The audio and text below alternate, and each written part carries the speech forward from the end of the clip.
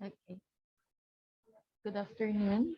So, with our finals or with your final examination approaching, um, we are only left with two more topics. What I mean is, for the whole duration of your finals, we only have two topics. One of which has been already not given, but meron na siyang pahapyaw during your midterms. Since on relations or on functions, we were already done talking about it last time. And relations, which is one of the topics for your finals, is connected to your functions. Now, the second topic will be the graph. Now, the graph will be also part of your final examination. So, there are two topics which we are going to discuss for today, the relations and the graph. Anyway, these two are, they are not, or they are just snippets of what it has to offer. So, it's just the basic terms, basic knowledge, basic, so everything that are more abstract, that are more higher mathematics or higher knowledge and than this is excluded. So you don't have to worry, okay? So starting with relations. When we talk about relations kasi, we need to at least familiarize ourselves with different terminologies before we go on with defining what a relation is. And one of the definitions or one of the terminologies or terms that we need to understand first is ordered pairs. Now, ordered pairs has been widely used in mathematics. It could be used in geometry, it could be used in algebra. Now we're going to use it in your discrete mathematics. So that's why ordered pairs are staples of mathematics. They are basic or they are very important knowledge that we must understand and know when we learn or deal with math. So when we talk about ordered pairs, they are just pairs. Since pairs nga, they are two numbers that go together. Now, the numbers are written in a parenthesis. So they are inside the parenthesis and separated by a comma. So if you're going to if you're going to illustrate that, that's here. So imagine that you have two numbers here, two numbers separated by a comma inside the parentheses. That's how you write an ordered pair. Also, the reason why we need to learn what ordered pair is that ordered pairs kasi are used to represent functions and to represent of course relation, which is what we are going to talk about today. Also, or another one is it was also used on your function class in your in our discussion on functions. So I guess it's just a it's just a way of defining again what ordered pair is. So let's just recall it. And that's the one of the terms that we must understand when we go to relations. Kasi when we talk about relations, we take or consider two sets. So we are also done with what sets are. So we consider two sets. In here, we only have one set, but we had two, or we considered it as two. So we get the Cartesian product of the set by itself. But we can also do other kasi. For example, you have two sets, A and B. You can get their Cartesian product A times B. You can do that. You can also do B times A.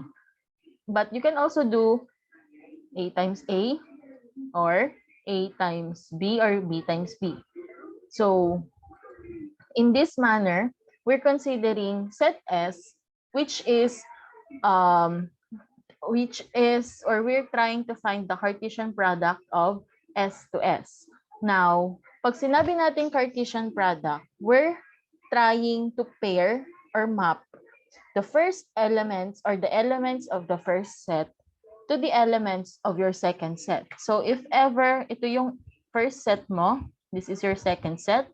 If you have elements here and you have also here, the main goal here is you're pairing all your elements of A to the elements of B. So that's your goal when we talk about Cartesian products.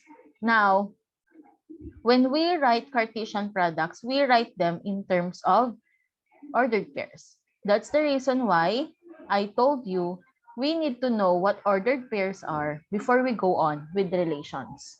So relations are defined to be a pairing. So pairing between elements of one set, which is our A, and element of the other set, which is our second set or set B. Now, the set A or the set of all first elements will be called the domain, which is already done discussed to you, while the second set would be called the range. Now, let's try to look at an example. So we have here two sets. Set A with an elements 2, 3, 4, and 5. And we also have set B with elements 1 and 9. Now, if you're going to find the Cartesian product of A to B, you'll be able to get this. Kasi ang goal natin is to pair all of your elements of A to each of the elements of B. So yun yung goal natin. Now, a relation could be a subset of this. Subset meaning just a part of it. Kahit hindi lahat ng nasa Cartesian product, kahit kumuha ka lang ng 3, 4, 2, 1, it could become a relation. Okay? But of course, you can also consider the whole of that as a relation. But what I'm just trying to say is a relation is just either a subset or the product itself of the Cartesian product of two sets. So let's try to learn how can we describe or how can we present relations. So we can represent relations in a lot of various ways. We have here arrow diagram. We have here also tables. We also have here ordered pairs, graph, or we can also use mathematical formulas, sentences, or equations for us to describe what relations are. Now, each of these we're trying to show, or I'm going to show you examples of each of this, okay? So when we talk about arrow diagram, from the name itself, we use an arrow to represent the mapping or the pairing between the sets or between the elements of the sets. So, for example, you are trying to show the relation country to its currency. So we know that the Philippines has its currency called the peso, and we use an arrow for us to show its relation. United States has a dollar, and Great Britain or the UK has pound. So this is a relation this is an example of a relation presented in arrow diagram. Okay. Now, when you write your product or your Cartesian product, we're using ordered pairs, and we can also represent that here. As you can see, it's inside a parenthesis, which is bounded or separated by a comma. Now, when we talk about sets, we always have a braces. Okay, so your United States and this should be dollar. And then your Great Britain and your pound, that should be pound. Okay? Another example is when you consider the relation x is more than y. So between the set x and y, here is your y, we're just going to relate x is more than y. So tilang pangipartneran nyo, kani x yo is jay basbasit kanya na since x should be greater than y. And you can do that as this. Your 3 could be put as that. Or you can also write your 3 in here kasi 3 is greater than 1 naman. You can also write your 4 here since 4 is greater than 2 and 4 is also greater than 1. You can do that. But this is just a representation of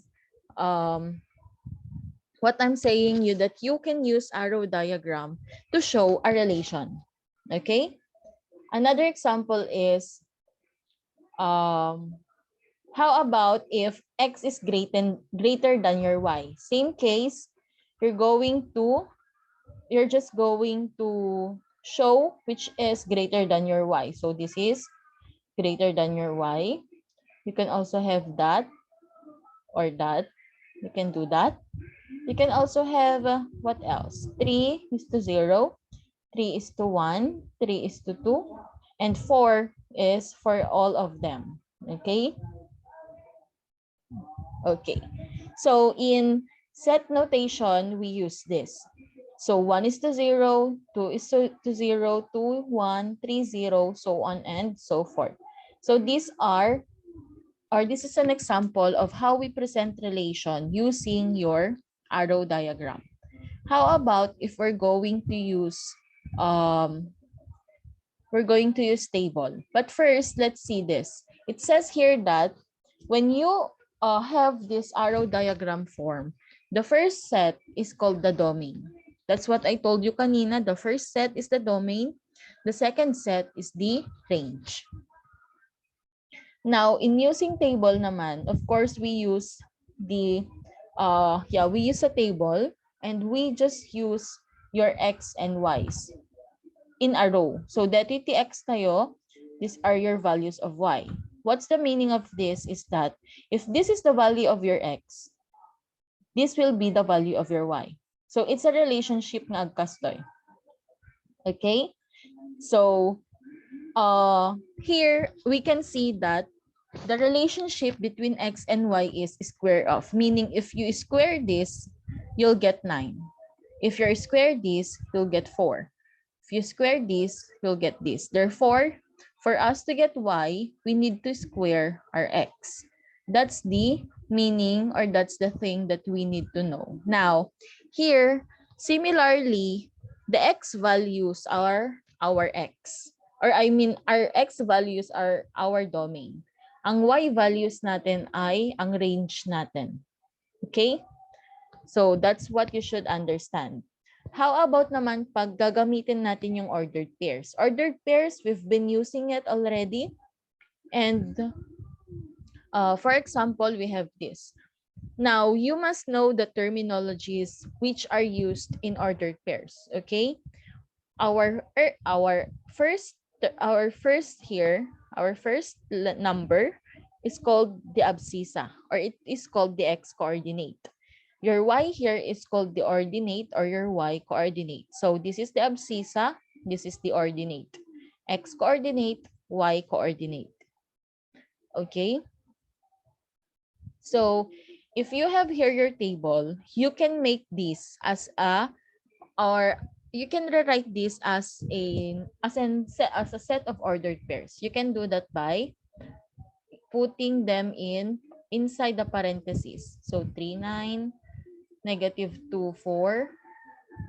You can also have negative 1, 1. We also have 0, 0. We also have 1, 1. We can also have 2, 4. And 3, 9. Okay? But I told you that we must have a brace. So like that. Okay?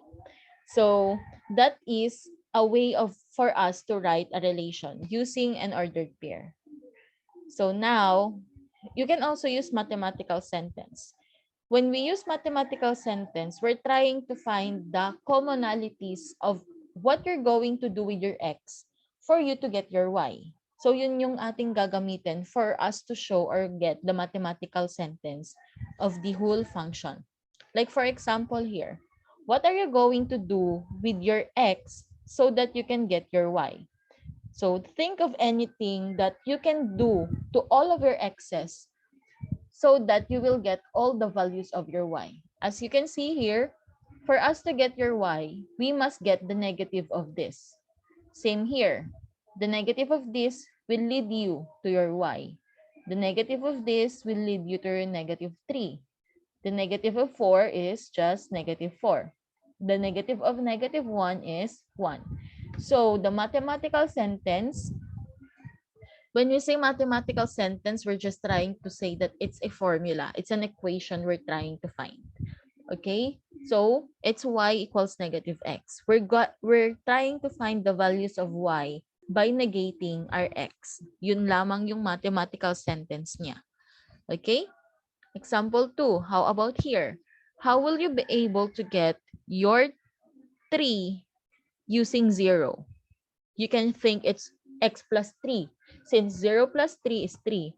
But if you're going to use it here, it's not possible kasi dapat 4 kumadetoy. If you're going to use that x plus 3 because 1 plus 3 is 4.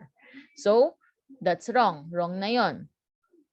How about 2x plus 3? Now, 2x plus 3 or 2 times 0 plus 3 is 3. That's correct. 2 times 1 plus 3 is 5. That's correct. 2 times 2, 2 times 2 is 4 plus 3 is 7, which is also correct. Your 3 times 2 is 6 plus, 3 times 2, 6 plus 3 is 9. So we were able to get the equation which we can get all the values of y using our values of x. Kajaylaeng. So dapat yung formula ninyo is applicable sa lahat, hindi lamang iisa. Not because 0 plus 3 is applicable here, you'll go with 0 plus 3 or x plus 3. That's not the case. It should also be applicable to the rest of the numbers. Okay? So, we have here classifications of relations. Pag sinabi natin classifications, they are just some examples. So, we have here one-to-one.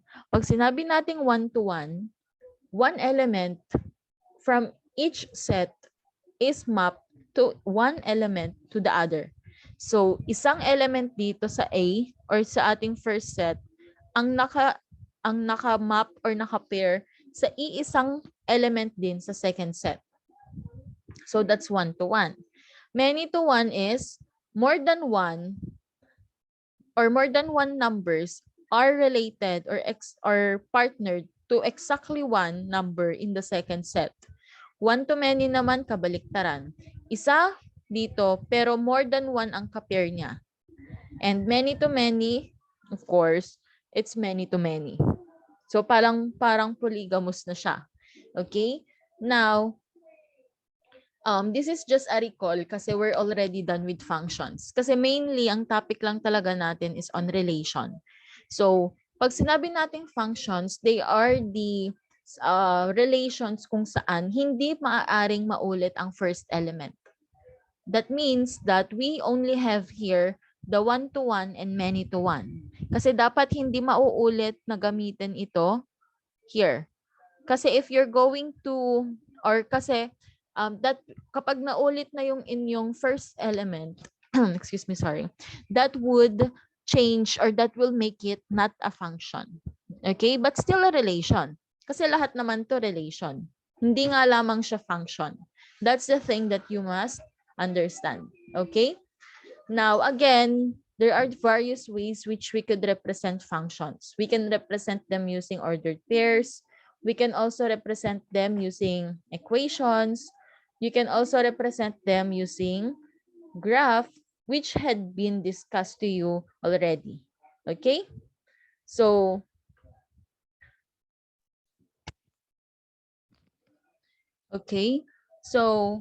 let's go on with our last topic, which is on graph.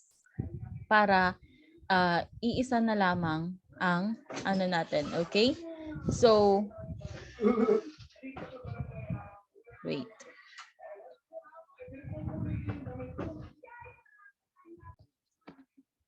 Okay, so we have here graph. Now, when we talk about graph, maybe you're thinking, we're going to draw, we're going to use graphing paper, so on and so forth. Well, that's a different kind of graph. Kasi dito sa graph na to, we are under your discrete mathematics, and graph here is very different to the graph that we are using in mathematics. Even though that it's our class is a mathematics class, it's a different field compared to your normal mathematics classes, okay? So pag sinabi natin graph in this manner, it's a collection of nodes and edges. Now, and they also represents relationship. This is similar to your mapping. That's the most basic definition I could give with graph. it's very similar to your mapping kung saan meron kang relationships between nodes and between nodes. Kasi ang nodes natin, they are the objects.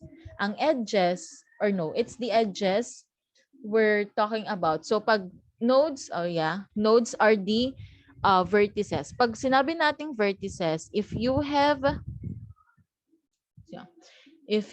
here a line, the point where the line connects is called the vertices. Therefore, ito yung ating mga vertices, or we call them nodes. Now, ang edges naman is itong line na nagko-connect sa nodes natin. Therefore, if you're going to imagine, these are your nodes. They are connected by your edges, which could be a lot. So, pwedeng marami kang nodes, pwedeng marami kang edges, basta meron silang relationship with each other. That's how you define a graph in this context. Okay? We also have here defined as weights. Pag sinabi namang nating weights is how, or it's about the strength of the connection that is linked between the nodes. So here we are not usually going to use the weights since our focus mainly would be on nodes and edges, okay? And on adjacency matrix. So when we talk about graph, sabi dito, it's a pictorial representation. Of course, it's a pictorial representation. It represents the relationship between the nodes. And when you see an example of a graph, it's kind of a figurine, or it's like a figure that represents relationship talaga. Okay, so this is an example, or these are examples of graph. As you can see, we have here your nodes and we have here your edges. Basta tong mga may letters, these are your nodes. While yung mga lines are your edges. Okay? So, there are two kinds of graph. As you would see here, meron yung walang arrow at meron yung may arrow. That would give you the two types of graph that we are going to discuss. The directed and the undirected. Pag sinabi nating directed, it has an arrow. Meaning we're using an arrow to represent which does the relationship come from and which is the relationship going. So parang this is the node, the edge is here, this is also another node, but the relationship, it uses arrows, which means this node here is related here. So, it's not a two-way round. May masalaang na direksyon. Kaya nga siya directed. One direction laing iti papanan na. Okay? So, usually kasi itong graph na to, or the definition of graph we're using here is used in graph theory, which is maybe connected in discrete mathematics. Okay? So it is one of the most general kinds of graph which we could see in the internet or in the context of group theory. Now, the first element of the pair or the tail of your arrow is where the start vertex is. Okay? So ang start vertex natin, if you have here two nodes, this is the link, this is the arrow, this is an example of a directed graph. This is called your start vertex and this is called your end vertex. Kung saan ka patungo. Kung saan ka patungo, dun ang end vertex mo. Okay? Okay. So, let's try to look at an example. So, this one is an example of a directed graph. So let's try to identify the vertices or the nodes. We have here A, B, and C. Now, the links here are AB, AC, and CB. Now, since this is directed graph, ang ilalagay nyo na lang as ordered pairs of being is the first or the start vertex, the end vertex. So it's AB, it's AC, and it's CB. Yun lang ang set of edges mo, or these are only your edges. Yun lang. Okay? Another example is here. Now, ang ating nodes or vertices ay 1, 2, 3, 4, and 5. While ang ating edges ay we have 2, 1. We also have 2, 3. We also have 2, 4. We can also have 1, 3. 1, 5 is also a part of the group. We also have 3, 4. And last but not the least is 4, 5. So these are the edges of your graph. Okay? These vertices here are also called nodes. So don't be confused. These are your nodes called vertices. So the other one is the undirected graph. Pag undirected naman, wala siyang arrow. So it could be from here or from left to right, or it could be right to left. You don't have the restriction of direction. Hindi ka naka-close sa iisang direction lamang. It could be either way. So instead of arrows or rays, we're going to use line segments. So here is your nodes or your vertices. You're just having this as a link of their relationship. That's it. Ang ibig sabihin niyan is, it could be a relationship from left to right, or it could be a relationship from right to left. That's it. Okay? Now, very different to your directed graph. Here, wala kang start vertex, wala ka ring end vertex. So, it could be any of the two. So, we have here an example. Now, the set of nodes here or vertices are A, B, C, D, E, and F. While ang set ng E natin ay, it could be A, B. But here's the thing. Okay? AB is the same as BA. That's it. Don't be confused, okay? Dapat iisa lang na relationship ang makuha ninyo. Since you have here your AB na, you can erase your path para mas madali. You have your AC, your BC, you erase your path para mas madali ninyong ma-identify yung mga hindi pa naisulat. But here, the only good thing here is if you wrote CB, that would still correct. Pero pag nasa directed graph ka, it should only be one. Okay? So, if you're talking about directed graph kasi, CB and BC are not the same.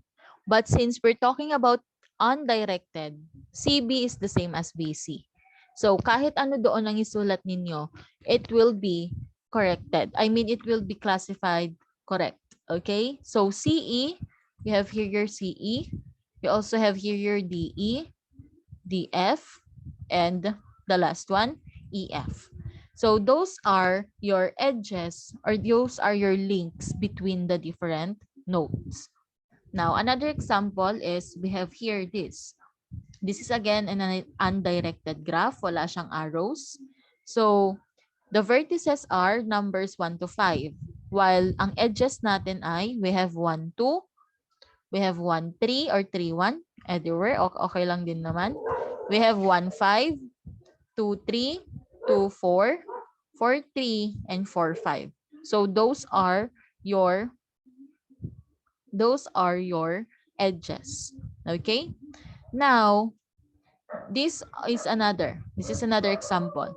Here, when we talk about graph kasi, aside from the graph na nakikita nyo na drawings with the lines, you can represent graph by using the adjacency matrix. From the name adjacency, ang ibig sabihin ng adjacent is kaabay. Kaabay na. So, when we talk about adjacency matrix, it's a way to represent a graph. It also shows which nodes are adjacent to one another. So, it tells you what vertex is near or adjacent to other. Yun yung ating clue. Okay? So, the thing here is, you can also use your adjacency matrix to draw a graph. Meaning, pag adjacency matrix lang yung given, you can draw a graph based from that. That's the beauty of using or knowing what adjacency matrix is. There's a lot of other ways on how you could show or represent graph. Pero this is one of the most, or this is one of the simplest and at the same time easiest to understand. So here in this matrix, we're going to use a square matrix. Ang ibig sabihin, we have here a or a matrix or a table kung saan kung ilan yung bilang ng inyong row, yun rin yung bilang ng column. Row will be the diagonal ones. Column here. And here is an example. So this is an example of an undirected graph. So since meron kang 5 nodes, you're also going to get 5 adjacency or 5 tables, 5 by 5. Since square matrix siya, dapat 5 by 5. Now, you must know that for your rows and columns, I is usually used for your rows.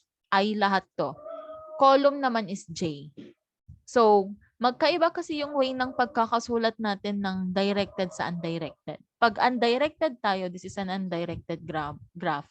Ang gagawin mo lang is 1 to 4. So, you're going to find 1 to 4 here. You would write 1. Okay? Next is 2 to 4. You're going to write 1. 2 to 5, you're going to write 1. Then, 4 to 5, you're going to write 1. 3 to 5, you're going to write 1. That's one way. Now, the other way is, or para mas madali na lang, ganito na lang.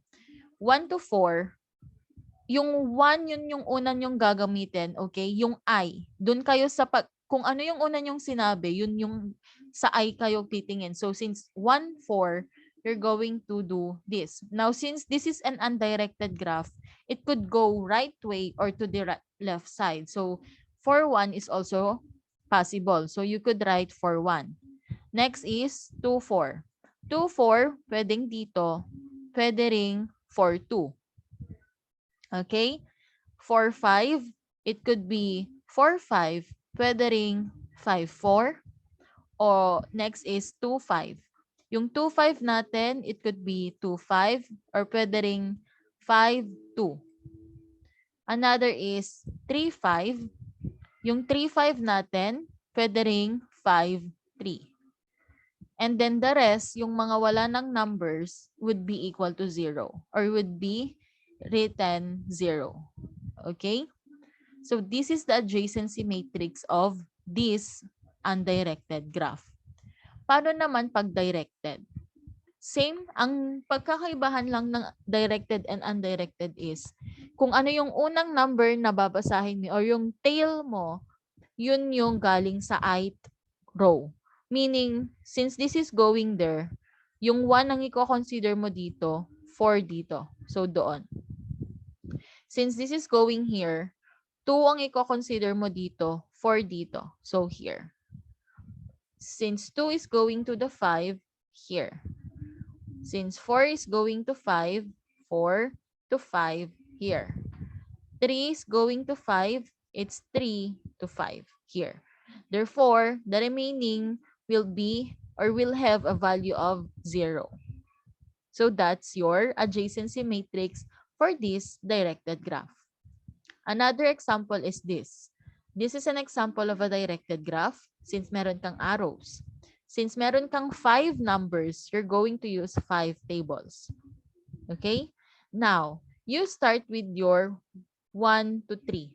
So 1 to 3 here. Then 1 to 2. You have also your 1 to 4. You also have your 3 to 1. 3 to 2, 3 to 5, 2 to 4, 2 to 5, 4 to 5, and 5 to 4. Basta kung ano yung unang babasahin nyo, dito kayo magko-consider sa una. Sa pangalawang number na babasahin nyo na dito sa taas. That's how you could plot your graph and the adjacency matrix accurately. Okay? This is an example of undirected graph. Meron kang 7 dito na numbers. Therefore, we also need 7 by 7 matrix. So, here, again, ang gagamitin natin is, it could be 1 to 2. So, pwedeng dito. Or pwede rin namang 2 to 1. So, pwede rin dito. Pwedeng 2 to 3. Or pwedeng 3 to 2. Pwedeng 2 to 4. Or 4 to 2. It can also be 3 to 4 or 4 to 3. 3 to 7 or 7 to 3. Basta pag undirected, gawin nyo rin yung kabaliktaran.